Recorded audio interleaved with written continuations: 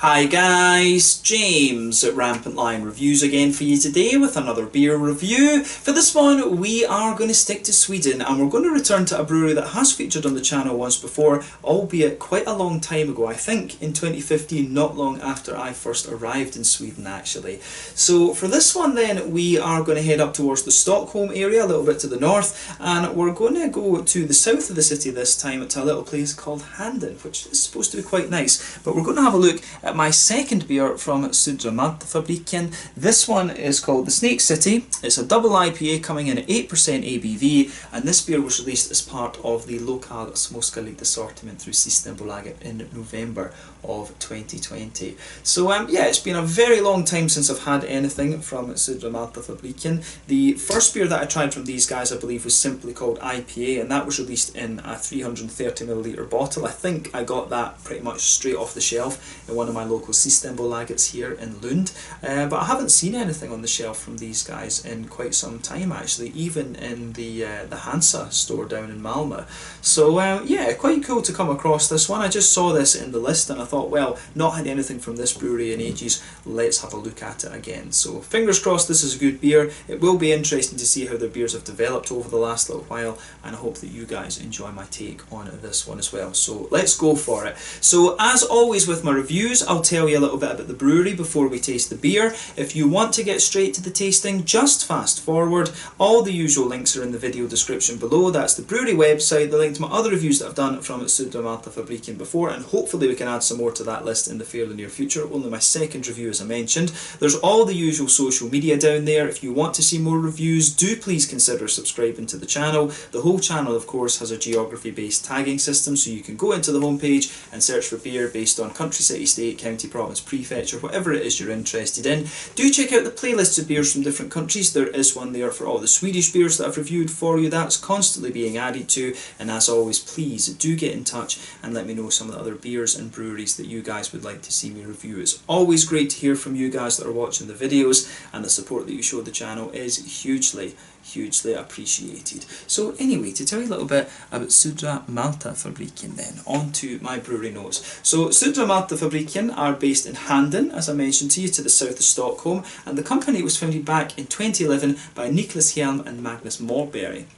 So Magnus is the main man behind the kind of brewing side of things, and he came from a background in the restaurant industry, but apparently his whole thing with beer started when one day his brother took him to the Oliver Twist restaurant in Stockholm, and he got to try a variety of different beers, and this really inspired him to bring new and different beers into his own restaurant. But eventually his interest grew, and the idea of starting to brew his own beer and then starting his own brewery company came to him. So he invested heavily in this idea early on with a 2,000 litre brew kit which was brought in from China, and he knew Niklas Hjelm because their children went to the same kindergarten, or dagis as we call it in Sweden, together, and he became a partner very early on in the company, but later Emil Heine joined the company as well as a third partner, and then from 2014 they really began to kind of grow a lot more kind of steadily and a lot more quickly, if you like, because they got their beers into the regular range in Systembolaget.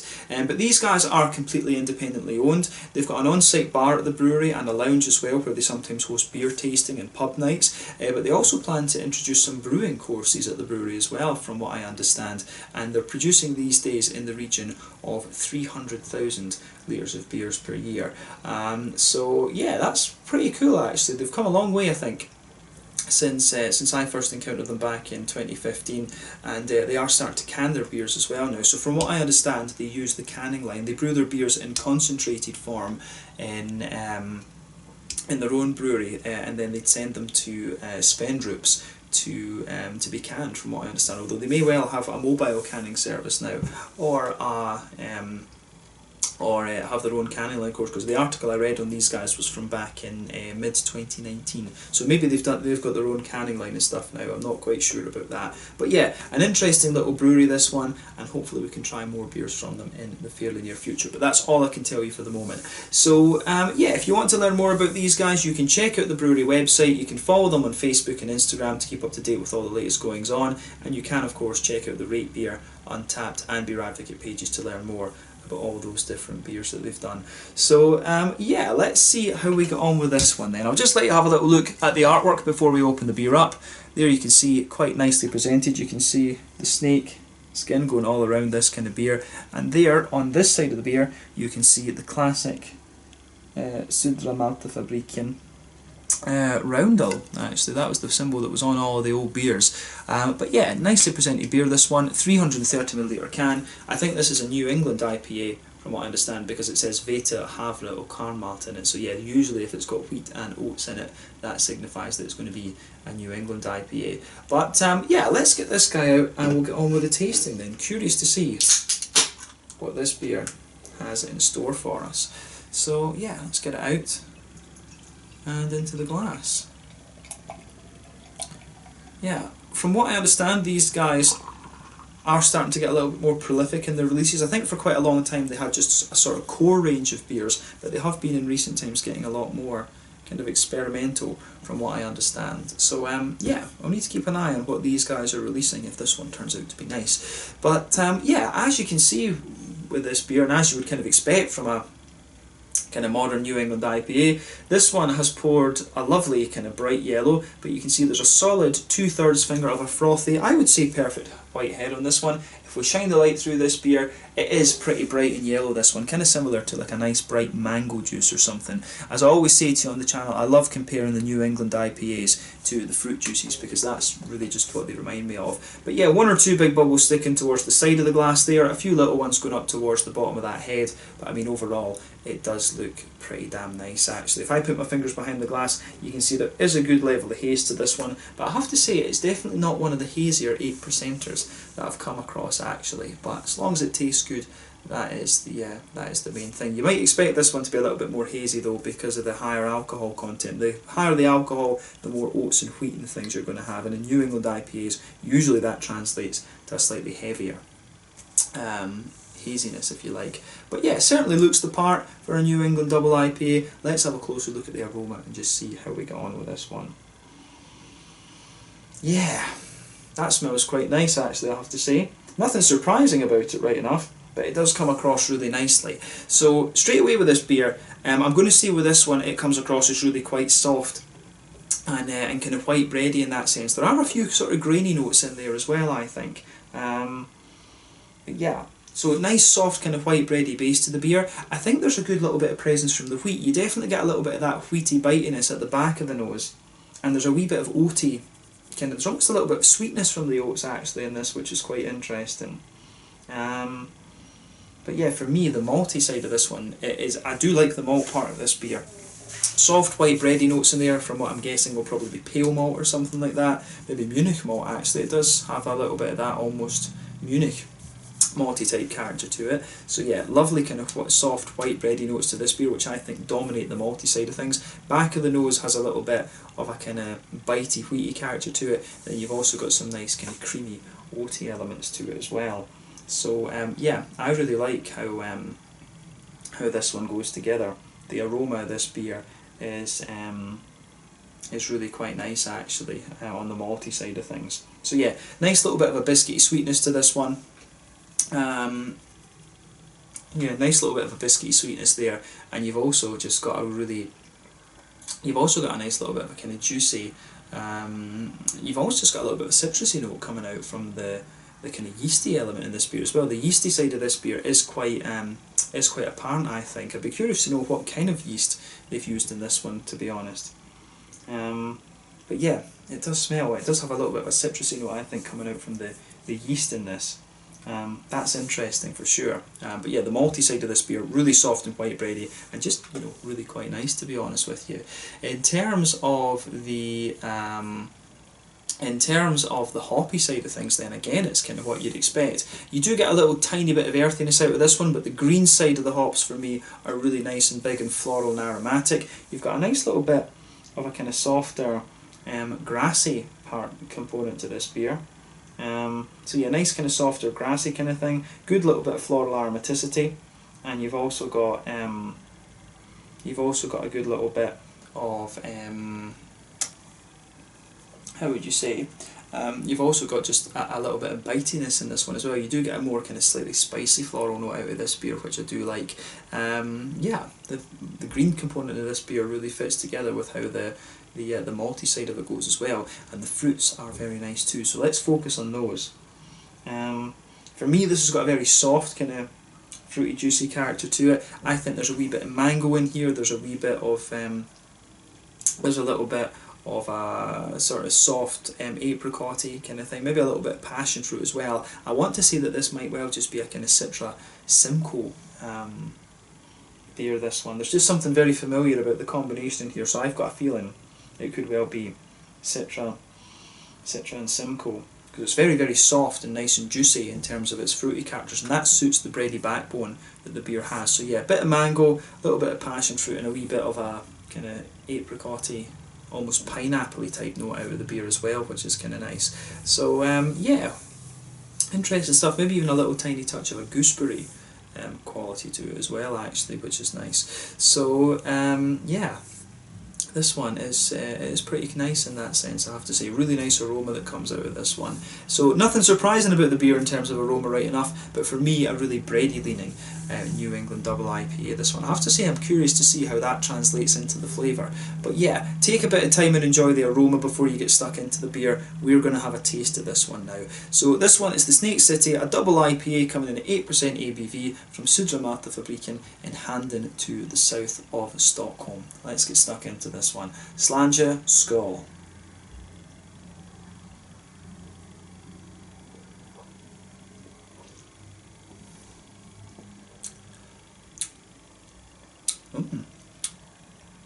It's quite a drinkable one, that, actually.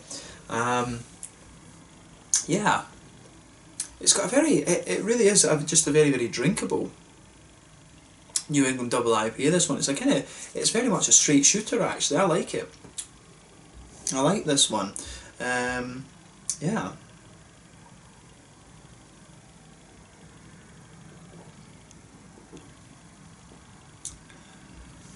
So yeah, thumbs up to Södra Maltafabriken for this one. In some ways it actually reminds me of some of the Pang Pang beers that I've had in recent times. So yeah, I do like how that goes together with this one as well. This is quite a nice, it really has a nice little bit of a citrusy character to it, this beer as well, but the kind of softness of the malty base comes out a little bit later on. It's got a nice kind of green bitey component as well. I mean, the way everything goes together in this beer is very, very nice.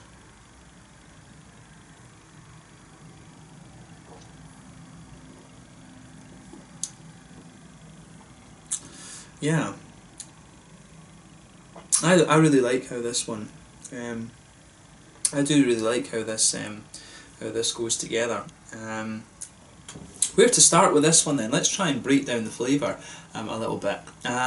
So straight away with this beer you get that nice white bready quality that I was talking about. That just blankets the middle of your tongue. When you go towards the back third of your palate, you do start to get a slightly thicker white bready note out of it. You can feel that just kind of thickening up a wee bit. And you can feel the wheatiness just kind of smoothens out as you move further forward. And as you go into the kind of middle third of your tongue, you can feel the thickness of that bread just drops away a little bit. Then on top of the kind of the softer white bread in the middle of your palate, you do get a bit of that kind of oaty, creaminess coming out there. You've just got a layer of that nice smooth oat, and then there's a wee bit of an almost McVitie's digestive biscuity sort of thing sitting in the very centre of the palate there, which is quite nice as well.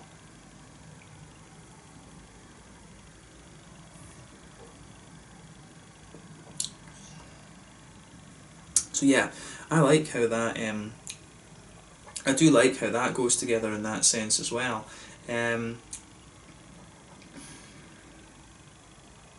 Yeah, it's the malty side of this beer. It's quite different to how, in some ways it is quite different to how the aroma would have you believe, but it really develops into that soft kind of white bready sort of thing, and you do get a few grainy elements just pushing their way out of it a little bit later on as well. You do get some nice grainy elements kind of coming out of this one in that middle third of your palate as well. The malt base for me is really quite nicely done, and it does give an element of drinkability, which in some ways is maybe a bit dangerous for an 8%er. If you had this kind of mouthfeel from maybe a lower alcohol ABV, like a sort of 6.5%er, it would be spot on. I think it's a little bit, it tastes very, very nice, and don't get me wrong, I just think this, the malt base for an 8%er, maybe it needs to just be a little bit more kind of creamy almost. But yeah, for an 8%er, this is a very crisp and very drinkable IPA in that sense from the malty side. It's really quite quirky in that sense. I do really like how the flavour of the malt base in this one though. It's just interesting that it's so drinkable in a lot of ways. But yeah, in terms of the hoppy side of things, then I think we've said all we really need to say about the malty side of it.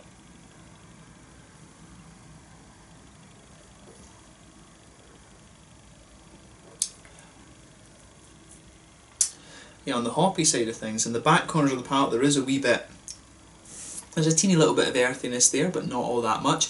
As you move further forward along the side of the palate, that does spread forward a little bit. You get some nice floral aromaticity there on the front kind of corners of the palate. It's a little bit spicy and things. Then round the very front curve of the tongue, it's just a little bit lighter and more grassy in my mind. And I really like how that side of it goes together. There's a really nice, the green side of this beer just has a really nice vibe to it, and it's quite relaxed almost. So yeah, a little bit of kind of floral aromaticity on the front corners of the palate, nice little bit of a lighter grassy sort of thing in there. So yeah, I like how that side of the beer goes together.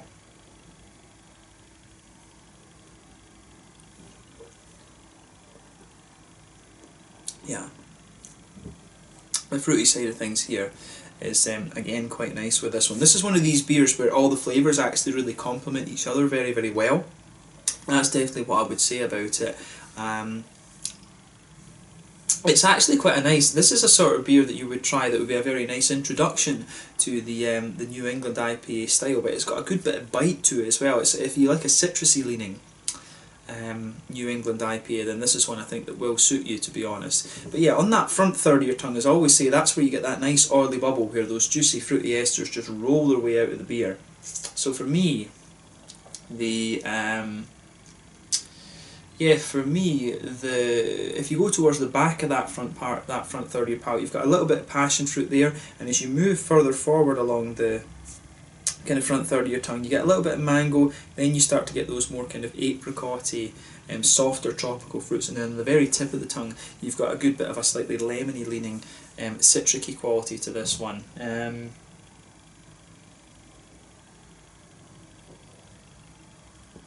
Yeah, I do want to say Citra and Simcoe in this one. There is just something very familiar about the combination of hops in this one, but I'll say that and I'll be wrong. That's what I'll go. I always like playing guess the hops, but you know, if I commit to something, and no doubt it will be wrong. Murphy's Law, Sod's Law, I guess you could say. But I will say this is a very, very nice drinkable New England double IPA. The one criticism I guess I would have of it is that the level of drinkability you have at 8%. With this one is kind of crazy. I mean, if you had this sort of mouthfeel in like a 6.5%er, bang on, absolutely bang on. It's just got a really nice kind of slickness and things about it, which I very, very much like. So yeah, this beer in that sense, the flavour profile gets a thumbs up from me. I like New England IPAs that are like this.